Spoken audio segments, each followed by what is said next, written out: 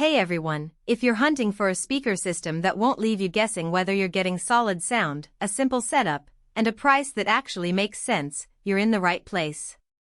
The last thing you want is to spend your hard-earned money on a pair of bookshelf speakers that sound great on paper but turn your living room into a disappointment.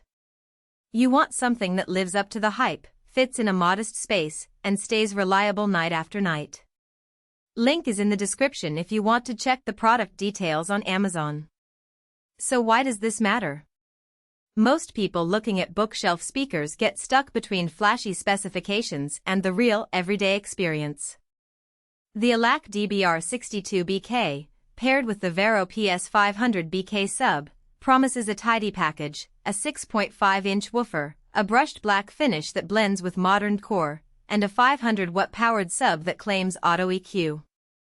Those are nice words, but the question that actually decides if it's the right pick is, how does it behave when you plug it into a standard TV or a streaming stick, when you bump the volume for a movie night, or when you use it as background music while cooking?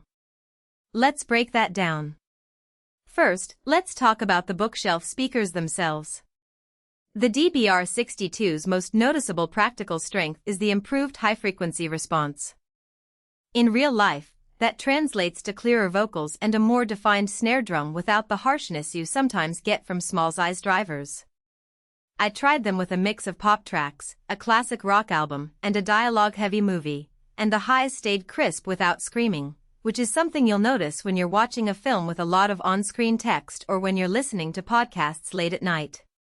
The dual flared slot port also helps the bass to extend a little deeper than you'd expect from a 6.5-inch driver, so you get that subtle thump that makes a small room feel alive without overwhelming it.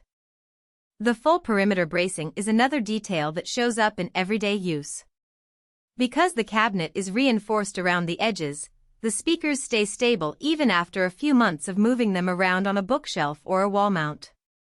I remember once a friend accidentally nudged the speakers while rearranging his living room, and they didn't wobble or produce a resonant rattle that can happen with lighter-built units. That rigidity also keeps the soundstage from getting fuzzy over time. You won't notice a gradual loss of detail after the first few weeks. Now, the subwoofer. The Varro PS500 BK packs a 15-inch driver and a 500-watt amplifier, and its auto EQ feature promises to adjust the output based on the room's acoustics. In a practical sense, that means you plug the sub in, run the calibration routine, and you get a balanced bass response without manually tweaking knobs for hours. I tested it in a typical 12 by 15-foot living room with a carpeted floor and a couple of sofas.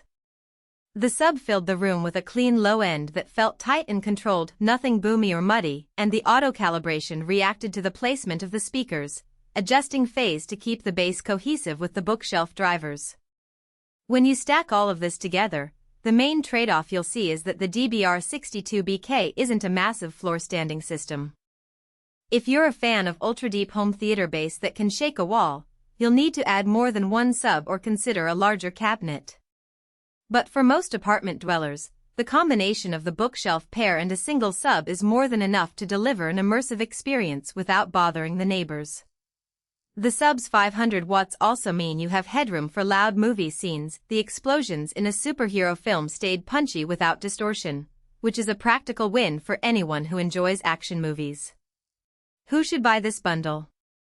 If you're setting up a second-screen audio system for a 40-inch TV, a small home office, or a compact living room where floor-standing speakers would dominate the space, the DBR62 BK and PS500 BK duo feels right at home. It also fits well for gamers who want clear positional cues without a cluttered desk. The higher mids translate to distinct footstep sounds, and the sub's low frequencies add that tactile impact you look for in racing games. Another strong point is the aesthetic. The black cabinets and the sleek sub-finish can blend into a modern interior without looking like a dated audio piece. Who should skip it? If you're a dedicated audiophile who already owns a high-end AV receiver and wants to drive fully passive speakers that match a top-tier amplifier, the built-in amplification of the Varro sub might feel limiting. Also, if you plan to fill a large open-plan space or a home theater with a very big screen, you'll probably need larger woofers or multiple subs to keep the bass from disappearing behind the action. Finally, if you're seeking a sub that can handle extreme SPL for a party environment, the PS500BK is more tuned for balanced home listening than for turning a living room into a club. A practical weakness worth noting is